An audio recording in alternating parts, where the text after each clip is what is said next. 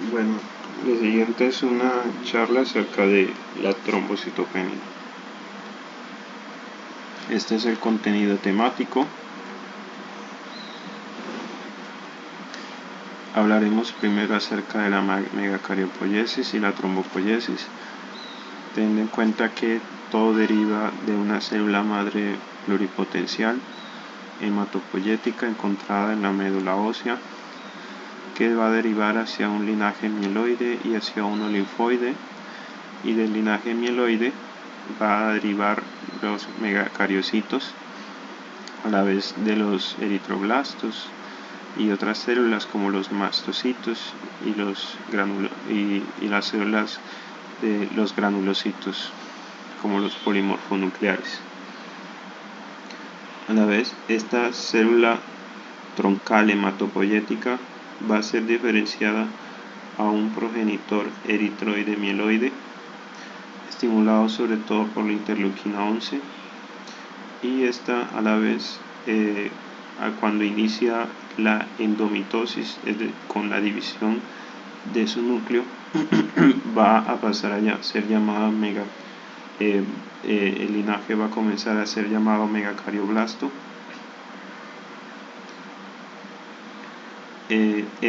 Esta endomitosis a la vez es estimulada por la trombopoyetina y va a seguir ocurriendo y va a seguir aumentando también lo que es el citoplasma hasta que se convierte en un promegacariocito y posteriormente a un megacariocito maduro que llega a ser de 16N e incluso puede llegar hasta ser 64N. Y así tenemos una célula poliploide, una célula gigante multinucleada. Esta endomitosis es estimulada por la trombopoyetina para aumentar el citoplasma, para hacerla cada vez más gigante, con el fin de que pueda dar lugar a cada megacariocito a 3.000 a 5.000 plaquetas. Y al día se estima que se producen de 30.000 a 50.000 plaquetas por microlitro de sangre. A la vez, la eritropoyetina va a estimular el paso de promegacariocito a megacariocito maduro. Por eso en situaciones de shock, de hipoxia o de anemia ferropénica hay aumento de la producción de plaquetas, porque se da aumento por parte de los fibroblastos intersticiales a nivel del renal, al aumento en la liberación de eritropoyetina, llevando a la conversión a un megacariocito maduro. A la vez, el megacariocito maduro es estimulado por el SDF1, factor derivado de las células estromales tipo 1, para que migre al núcleo rojo de la médula ósea. Allí se va a encontrar con el endotelio y se va a adherir a este a través del BCAM1. Una vez adherido al endotelio, el endotelio a nivel es fenestrado a ese nivel de la médula ósea, y por tanto va a salir unas prolongaciones llamadas protoplaquetas de estos megacariocitos a través de cada fenestración, y debido a el estímulo mecánico de la circulación a través del endotelio va a dar lugar a que se desprendan fragmentos de citoplasma de esas prolongaciones, y esos fragmentos citoplasmáticos desprendidos son las plaquetas que se van a ir a la circulación. Entonces, ¿cuánto es el número normal? Vamos a hablar de trombocitopenia cuando se hizo este estudio, que es el NANES-3. Más que es un estudio, es una encuesta nacional realizada en Estados Unidos durante 6 años, en 88 al 94, donde tomaron una muestra probabilística de 39.695 personas, y a partir de esta matriz tomaron 12.000 individuos que tenían los niveles de plaquetas el 95% o las dos desviaciones estándar entre 150.000 a hasta 450.000, es decir que por debajo de 150.000 lo tenían el 2.5%. Incluso la ASH, la Sociedad Americana de Hematología, dice que si las plaquetas se encuentran por debajo de 100.000, pero de manera sostenida y con estabilidad por 6 meses, también se podría considerar que es un valor no patológico. Entonces nuestro valor de referencia va a ser en la mayoría de individuos hasta 150.000. En este estudio realizado en Sydney, Australia, publicado en el año 2000, tomaron 3.789 sujetos para determinar la variación intraindividual en el número plaquetario, y se dieron cuenta que una variación mayor de 98.000 ocurrió solo en el 0.1% de los casos, 1 en 1000. Es decir, la variación es muy infrecuente en las plaquetas más de esta cantidad, que esté de 150.000 y luego a 250.000. A la vez, en el estudio NANEX 3 anterior, lograron observar que el recuento de plaquetas en el anterior era mayor en jóvenes que en adultos, en negros no hispanos que en los blancos, y en las mujeres estaba también mayor el recuento plaquetario que en hombres. En este estudio observaron también eso. Incluso vieron que había una variación en la temporada del recuento plaquetario en el invierno versus el verano, con una diferencia de 5.000 en hombres y de 5.820 en mujeres.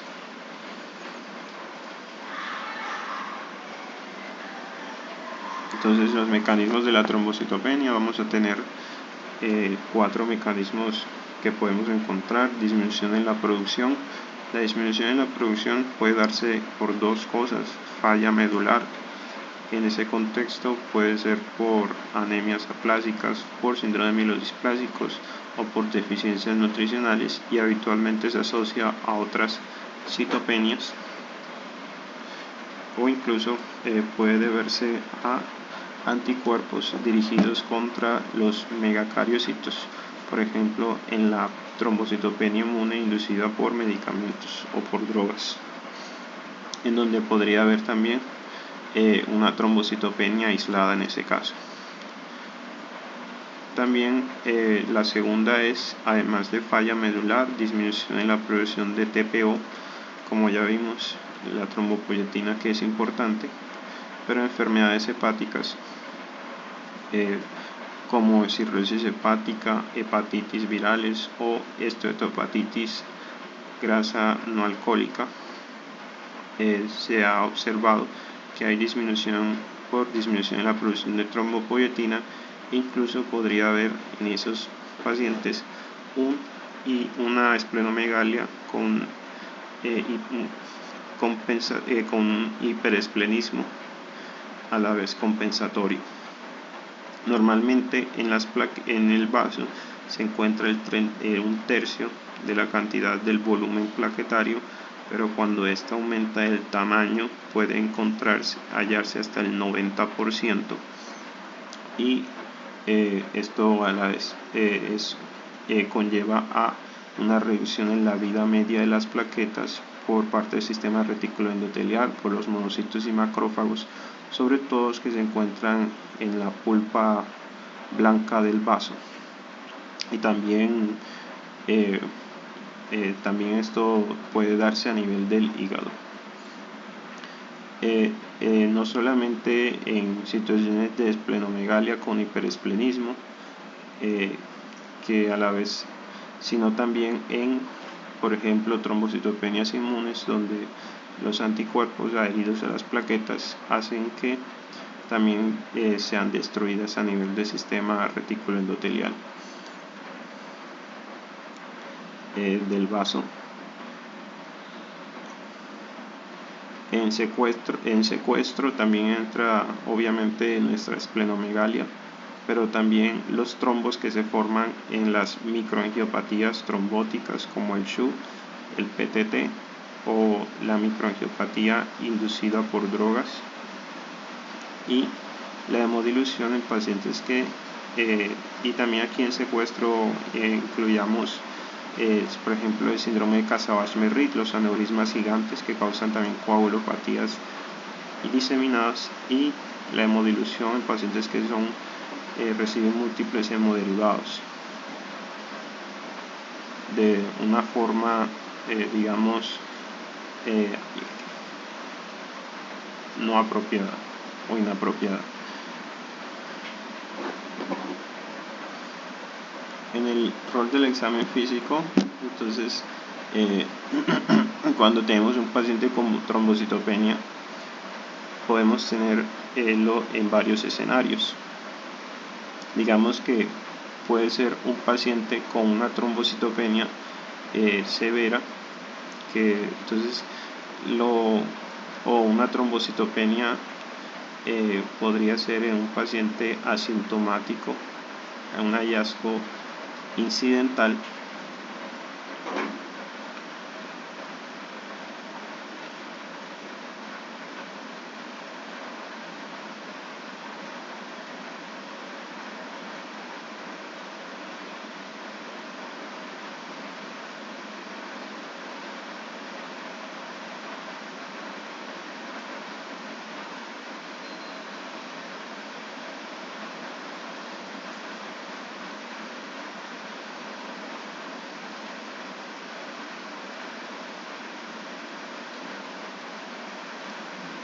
o podríamos tener un paciente con una trombocitopenia con sangrado u otros síntomas.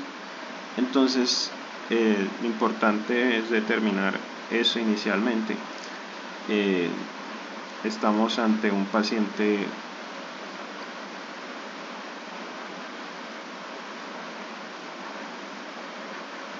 con una emergencia que requiere emergencia, o estamos ante un paciente con un hallazgo incidental o con un sangrado y con síntomas además.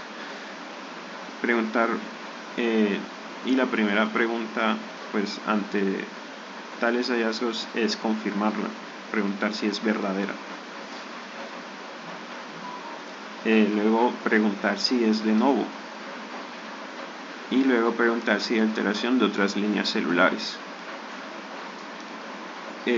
Entonces, teniendo en cuenta ese abordaje, sería bueno también saber los antecedentes familiares de trombocitopenia en un registro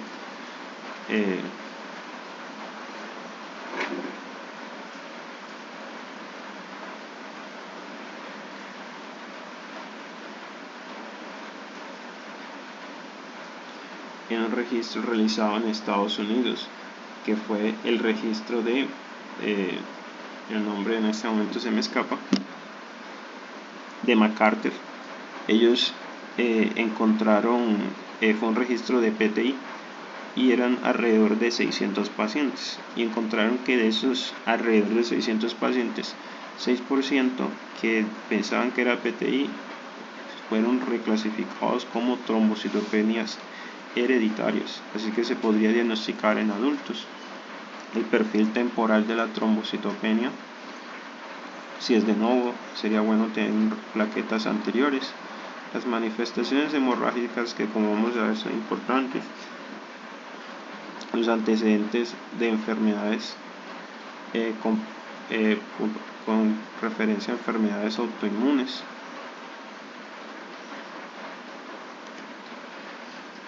por ejemplo el lupus eritematoso sistémico. En un cuarto de los casos podría presentarse con PTI.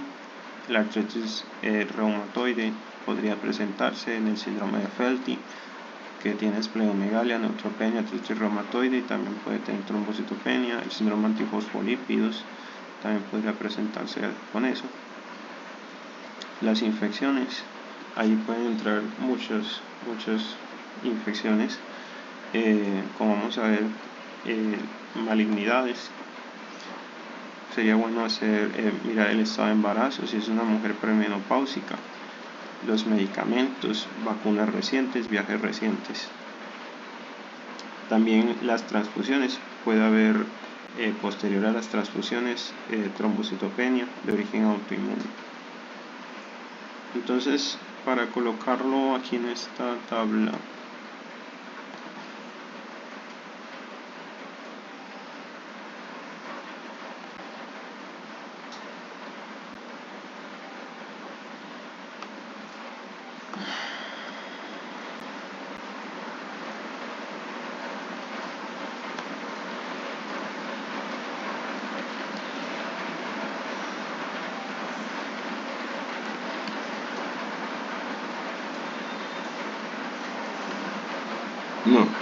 no me quiere colaborar esto.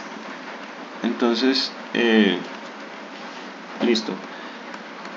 Quería engrandecer esta tabla, pero bueno.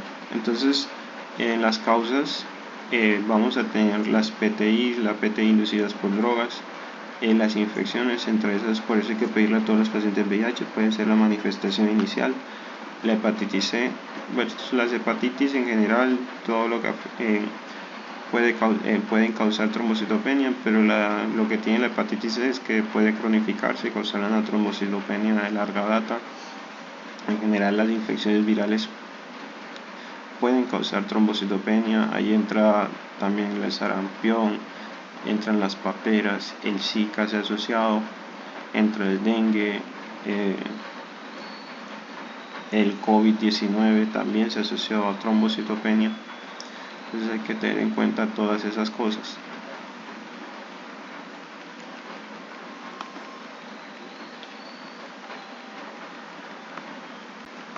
A ver si me colabora esto. Listo. Entonces, la PTI, como dije, la PTI inducida por drogas puede ser cualquiera, en realidad. Puede ser muy especialmente los antibióticos, las sulfonamidas, la penicilina, la ampicilina, los AINES, incluso el acetaminofén se ha asociado a PTI inducida por drogas. A la vez hay trombocitopenias que no son de origen autoinmune, inducidas por algunos medicamentos, como son el linezolid, la daptomicina y el ácido valproico.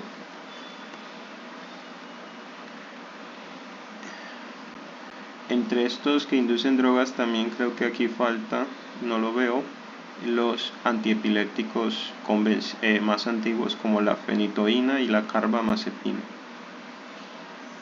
que no los veo aquí. Bebidas y comidas, la quinina, que se usa por ejemplo en los jugos de limón, en agua tónica, en gelatinas por el color fluorescente que le otorga, incluso como para los dolores musculares y en el tratamiento del paludismo.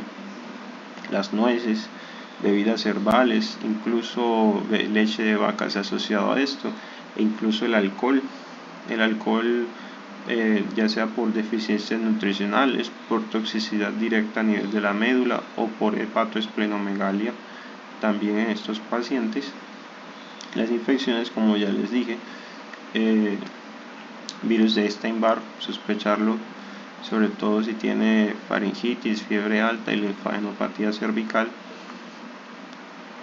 Helicobacter pylori en pacientes con dispepsia da una PTI, o sea, una trombocitopenia inmune. Sepsis, coagulación intravascular diseminada, puede presentarse muy frecuente en un paciente con sepsis. Esta puede ser una causa o por aumento en la destrucción de las plaquetas o por depresión, digamos, directa a nivel medular. Parásitos intracelulares como malaria, babesia.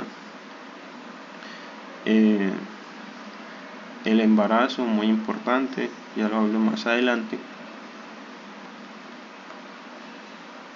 Aquí no está, pero también las vacunas. Las vacunas también son importantes, sobre todo las vacunas de coronavirus, las de adenovectores virales como AstraZeneca y Janssen, que también se asocia a trombosis venosa y o arterial. Y hay que preguntar si en los 5 a 30 días anteriores ha recibido estas vacunas. Y la vacuna del sarampión, de la triple viral, sobre todo en niños, se ha descrito hasta 6 semanas luego episodios de trombocitopenia, pero en menos de un caso por cada 30.000. Otras causas, la mielodisplasia, sobre todo en pacientes ancianos. Coagulación intravascular diseminada, ya les dije. En cáncer, esto puede ser por infiltración medular. El cáncer puede dar trombocitopenia por infiltración medular o por coagulación intravascular diseminada. La hemoglobinuria paroxística nocturna, que también se asocia a trombosis arteriales y o venosas en sitios inusuales como a nivel intraabdominal o cerebral, con trombocitopenia, anemia hemolítica por pérdida del PIGA, que es un gen que codifica para el GIP, que es donde se une el CD59, que digamos que lo cubre para que no sea afectado por el complemento las células, y por tanto si no tienen expresa el CD59 y CD55 por el glicosilfosfatilinositol, el GIP que lo sostiene, pues son destruidas las microangiopatías trombóticas. Por ejemplo, en pacientes con alteraciones neurológicas, con falla renal, podemos pensarlo. Y esto que es muy importante, la microangiopatía trombótica inducida por drogas, que puede ocurrir en pacientes que consumen quininas y terapias de cáncer como los inhibidores de la calcineurina, como tacrolimus. Síndrome antifosfolípido, anemia plástica, y esto me gusta mucho, las trombocitopenias hereditarias, según el estudio que les dije.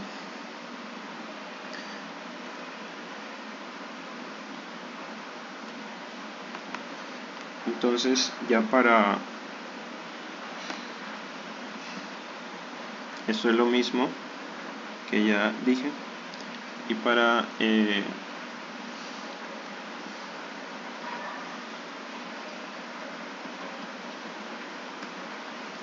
esto era para mostrarles las diferencias entre la trombocitopenia y la deficiencia de factor de la coagulación. La trombocitopenia se asocia más a sangrado mucocutáneos, factores de la coagulación en tejidos profundos, articulaciones, hematomas en tejidos blandos. Las petequias son más comunes cuando es trombocitopenia. Las equimosis grandes se desarrollan más cuando son trastornos de la coagulación. Cuando son trombocitopenias generalmente son pequeñas y superficiales. El sangrado excesivo después de un corte no se da usualmente en trastornos de la coagulación, y si en la trombocitopenia, y el sangrado excesivo con cirugía o procedimientos masivos ocurre durante el procedimiento si es un trastorno de la coagulación, a excepción de deficiencia del factor 8, donde podría darse más tardíamente, y en caso de trombocitopenia ocurre de forma inmediata pero no durante el procedimiento, típicamente. Un sangrado excesivo.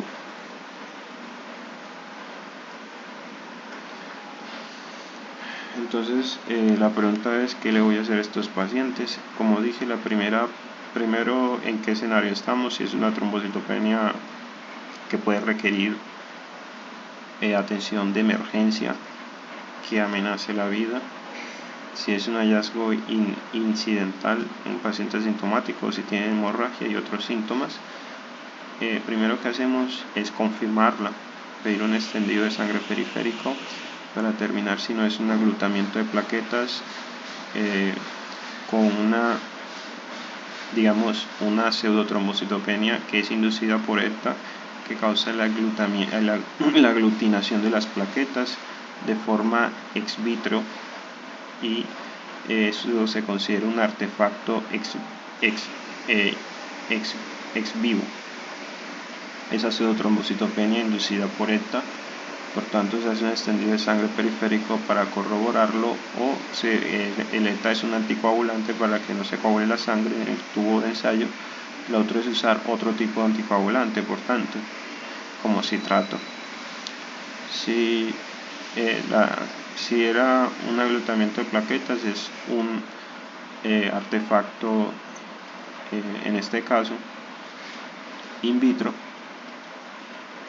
pero teniendo en cuenta que, por ejemplo, el aglutinamiento de las plaquetas podría ocurrir también en pacientes que están con GP2B3A y a la vez presentar una trombocitopenia verdadera.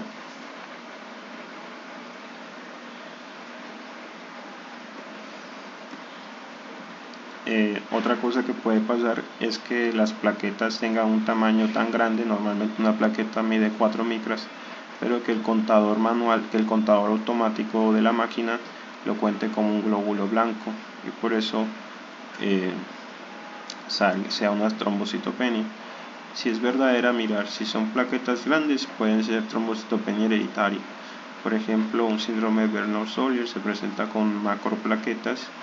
El síndrome de plaqueta gris por deficiencia de los gránulos alfas, que es donde se produce, donde está el factor de von Willebrand, o la anomalía de May-Higgins, que es una macrotrombocitopenia asociada a una mutación en el gen de la MIH9 que codifica para lo que es la conformación de lo que es el citoesqueleto. Por eso hay macrotrombocitopenia. En esa anomalía de May-Higgins a la vez se puede presentar los cuerpos de Dow-like, que son estas inclusiones en los glóbulos blancos. Si no es nada de eso, nos vamos a los esquistocitos. Vemos el extendido de sangre. Si es una trombocitopenia aislada, no hay más hallazgos. Pienso que puede ser una PTI o una PTI inducida por drogas. Hay que interrogar al paciente sobre medicamentos tomados y, según el reporte de consenso internacional, pedirle estos exámenes para descartar todo esto: VIH, hepatitis C, Helicobacter pylori. Descartar también coagulación intravascular diseminada. Si observo linfocitosis, sobre todo linfocitosis atípica, me hace pensar en infecciones virales, neutrofilia, puede haber en infecciones bacterianas o sepsis y granulaciones tóxicas, además de que estos cuerpos, los cuerpos de Dow-like, también se podrían presentar en procesos inflamatorios infecciosos o no infecciosos. Consideramos infección y en ese caso habría que hacerle ya sea radiografía de tórax, PCR, BCG, cultivos de sangre o virología. Si hay microesferocitos, pensar que puede ser de origen autoinmune, entonces pedirle CUNS directo. El síndrome de Evans, que es una trombocitopenia autoinmune asociada a una anemia por anticuerpos calientes, pedirle CUNS directo, reticulocitos, LDH, bilirrubina. Si hay blastos o glóbulos rojos nucleados,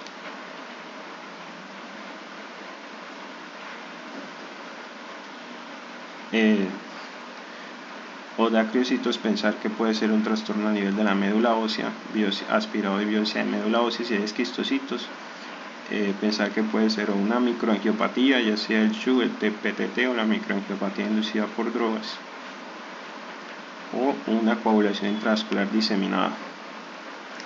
Así que se le pedirá el perfil de hemólisis, que es la bilirrubina, la lactoglobina, el LDH, y para descartar coagulación intravascular diseminada, PTT, PT, dímero D y fibrinógeno. Estos son los cuerpos de Pelger-Out, que los neutrófilos habitualmente tienen 4 núcleos. La anomalía de Pelger-Out es que consiste en que están unidos solo 2 núcleos por un puente de cromatina. Eso puede presentarse en los mielodisplásicos. Entonces, también para considerarlo si se presenta esto. Esto es más de lo que ya les he dicho. La pseudotrombocitopenia inducida por ETA. Tener en cuenta el tamaño de las plaquetas. Si estas son pequeñas, puede ser un síndrome de Wiskott-Aldrich.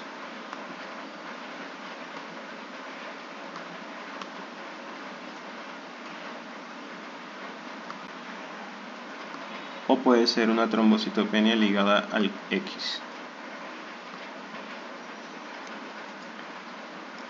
por una mutación en el gen WOS. Esto es más de lo que también les he dicho en los glóbulos blancos, los esquistocitos, los microesferocitos. Si hay macrocitosis, o sea, hipersegmentación, más de 4 núcleos que tenga el neutrófilo, habitualmente tiene 4 núcleos. Cuando hay hipersegmentación es desviación hacia la derecha. Puede ser estas deficiencias. Los dacrocitos me hacen pensar en mielofibrosis y pensar también algo que de pronto no he visto aquí, deficiencia de cobre puede ser una causa de trombocitopenia. Y los parásitos como malaria y babesia. Esto es ya algo también que ya he comentado. Las presentaciones. Si es un paciente asintomático incidental, lo más probable tiende a ser el PTI o lo más común, o una trombocitopenia gestacional en el embarazo, hacerle prueba de embarazo.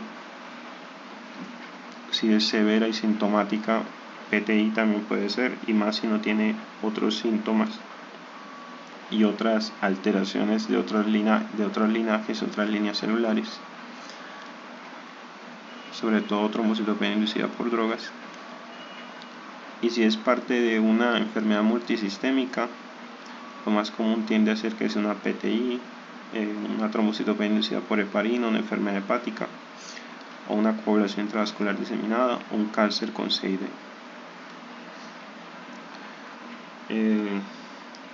Entonces, si pensamos en una PTI, ya sea porque el paciente se presenta como un hallazgo asintomático, incidental, sin otra alteración a nivel de las otras líneas celulares y sin más síntomas sistémicos que me hagan pensar en algo más, o porque se presente con un sangrado importante también, según el consenso internacional recomienda pedir estos exámenes para descartar que no sea algo más. Por tanto, pedimos el hemograma, que ya debió haberse pedido, pero con recuento de reticulocitos, el extendido de sangre periférico, que debió haberse pedido también. Se miden los niveles de IgG, de inmunoglobulina,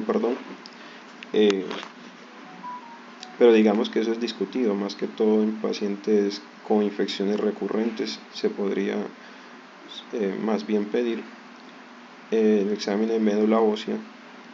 La guía ASH no está de acuerdo y digamos que se podría considerar si tiene alteración también de otras líneas celulares y en mayores de 60 años. El grupo sanguíneo, el test de Coombs directo, el Helicobacter pylori, el VIH y la hepatitis C.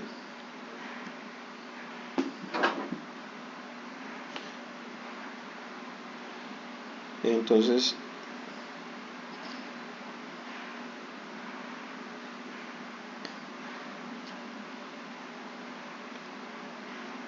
hasta ahí,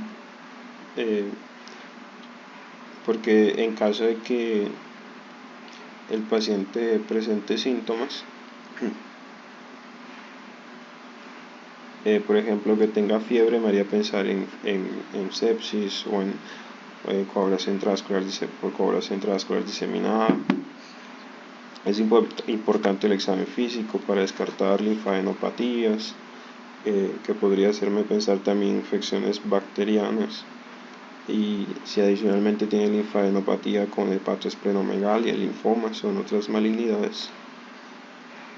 Las linfadenopatías generalizadas me pueden hacer pensar en VIH, que tienden a ser no dolorosas y darse más en la región axilar, cervical y occipital, localizadas más en infecciones, y linfadenopatías indoloras asociadas a otras megalias también me harían pensar en malignidades, además del linfoma.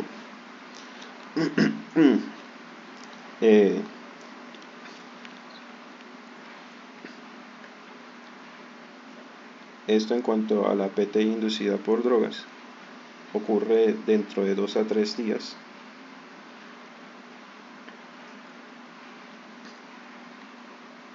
Si se ha tomado antes, si no demora 1 a 3 semanas en comenzar. Es APT inducida por drogas, de iniciado el medicamento y se resuelve 5 a 10 días después de haberse suspendido. Ya dije que varias cosas pueden causarlo. En el paciente hospitalizado ocurre en el 1%, pero más que todo en el paciente de UCI, en el 8 a 68% y en el 3 a 44% durante la estancia. En esta cohorte de 329 pacientes médico-quirúrgicos, la mitad de los casos que estaban en la UCI, la mitad de los casos, la causa principal de trombocitopenia fue la sepsis, 48%, seguido por la enfermedad hepática y por el CID, lo que nos da a entender que en pacientes hospitalizados en UCI hay que descartar principalmente sepsis, pidiendo cultivos de fluidos corporales, disfunción hepática con pruebas de función hepática y descartar coagulación intravascular diseminada manifiesta. Este es un estudio donde en 67 centros con 3.746 pacientes y 67 centros fueron inscritos en este ensayo aleatorizado y compararon la heparina no fraccionada versus la heparina de bajo peso molecular para tromboprofilaxis. Y los pacientes que tenían recuentos de plaquetas por debajo de 75.000 o coagulopatía severa fueron excluidos. En este estudio lo que observaron fue que la trombocitopenia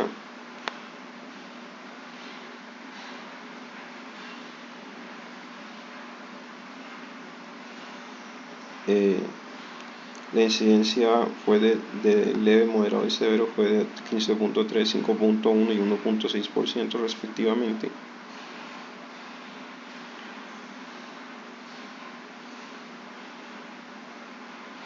Y que la trombocitopenia moderada, el riesgo fue más bajo con heparina de bajo peso molecular como tromboprofilaxis que con heparina no fraccionada, y más alta en pacientes quirúrgicos y en pacientes que tenían enfermedades hepáticas. Esto para resaltar que los pacientes que desarrollaron trombocitopenia en la UCI tuvieron más probabilidad de sangrar y de morir, y recibir transfusión y de morir. Como la trombocitopenia en UCI se asocia por tanto a más muerte. La trombocitopenia inducida por heparina no es una causa común de trombocitopenia en UCI, pero en caso de que no sean las demás causas antes habladas y que haya la posibilidad de que descartarlo, en estos casos sí se justificaría pedir anticuerpos, digamos, para observar contra el factor plaquetario 4, como es en la tipo 2, contra el epítopo del factor plaquetario 4. Y este se da a los 5 a 10 días de haberse iniciado, o el primer día si ha recibido en los últimos 30 días. Hay un descenso de plaquetas de más del 50%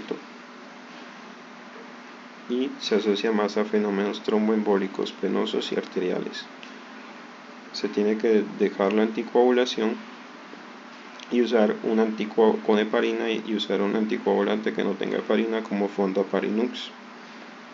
Si es tipo 1, 10 a 20% de los casos el descenso tiende a dar primero al cuarto día. El descenso de las plaquetas es alrededor de 100.000 y esto se debe a la activación de plaquetas mediada directamente por la heparina. No hay secuelas tromboembólicas ni hemorrágicas y se puede mantener la heparina si está indicado.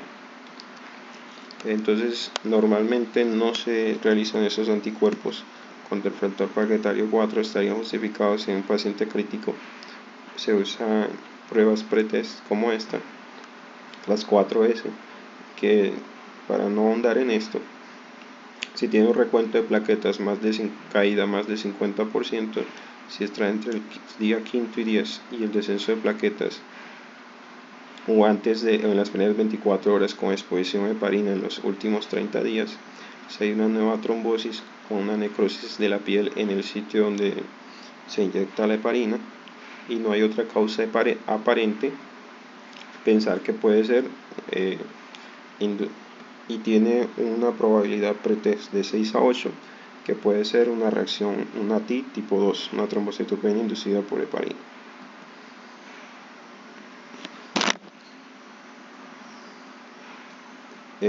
Esto es sobre coagulación intravascular diseminada. Simplemente para decirles, esto es más que una enfermedad, es una consecuencia, podríamos decirlo. Tiende a dar después de, por ejemplo, de traumas o de infecciones, traumas especialmente a nivel del sistema nervioso central o catástrofes obstétricas, tipo desprendimiento de placenta, embolia de líquido amniótico, entre otras situaciones, aneurismas aórticos, sobredosis de anfetamina, ofidismo, entre otros.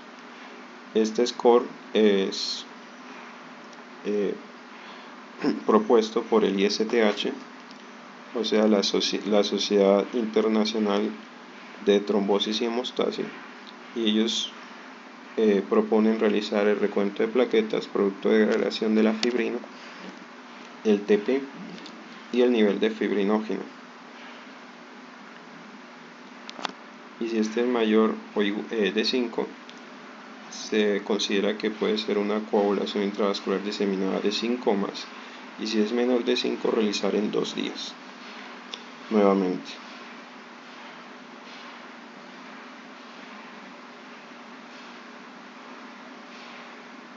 Esto es para lo que puede causar una coagulación intravascular diseminada, ahí está. Y en los pacientes cardíacos hay muchas causas, por ejemplo lo que son la circulación extracorpórea, el balón de contrapulsación aórtico, puede causar trombocitopenia de causa mecánica, y los inhibidores de la GP2B3A, que además pueden causar el aglutinamiento de estos y una trombocitopenia verdadera.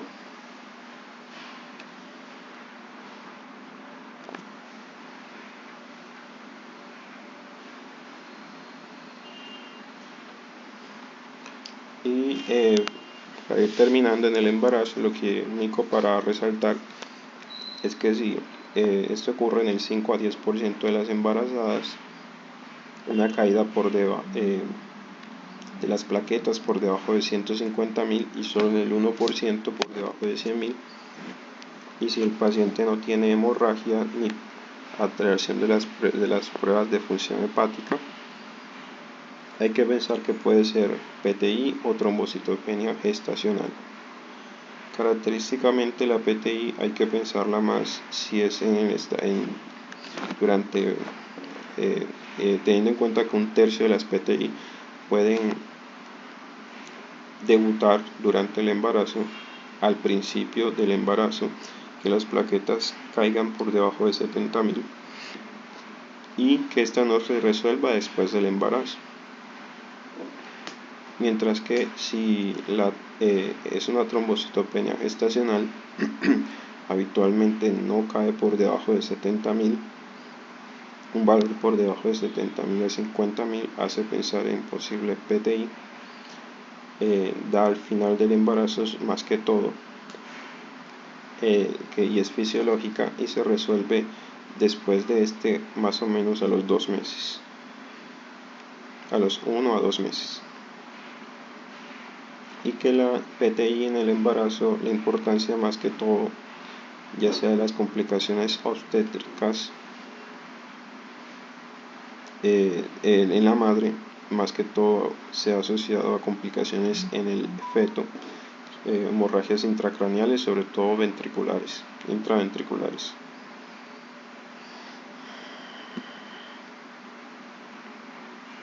Y por último, cuando transfundir plaquetas, Primero, en un paciente con sangrado activo, si es un sangrado que no sea ni sistema nervioso central, hay que mantenerlas por encima de 50.000, y a nivel de sistema nervioso central por encima de 100.000.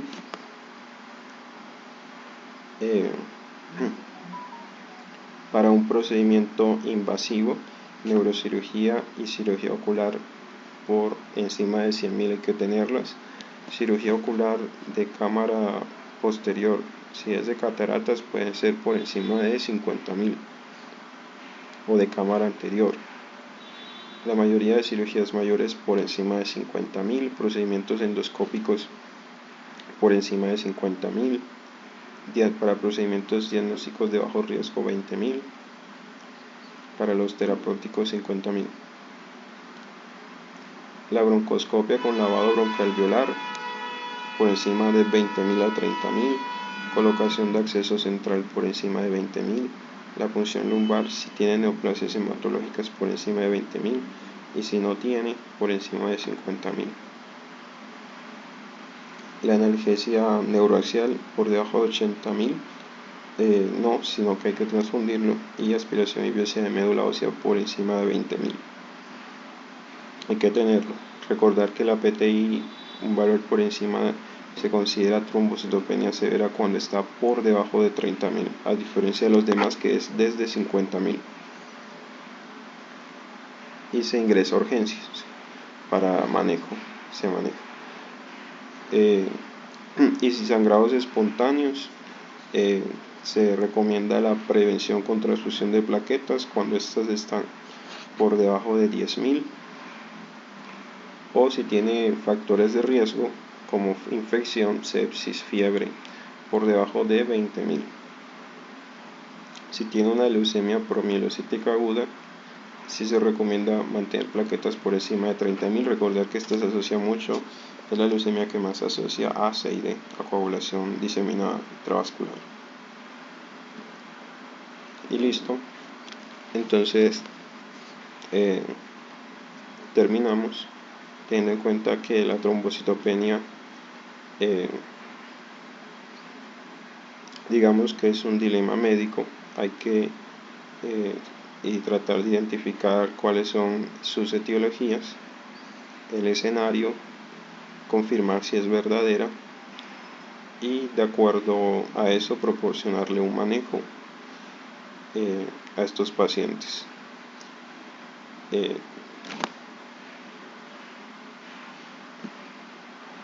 Listo, con eso terminamos esto. También algo que quería mencionar es que en los pacientes con púrpura trombocitopénica idiopática, la mayoría de veces, si es un paciente asintomático, no se le hace nada, sino que se le observa.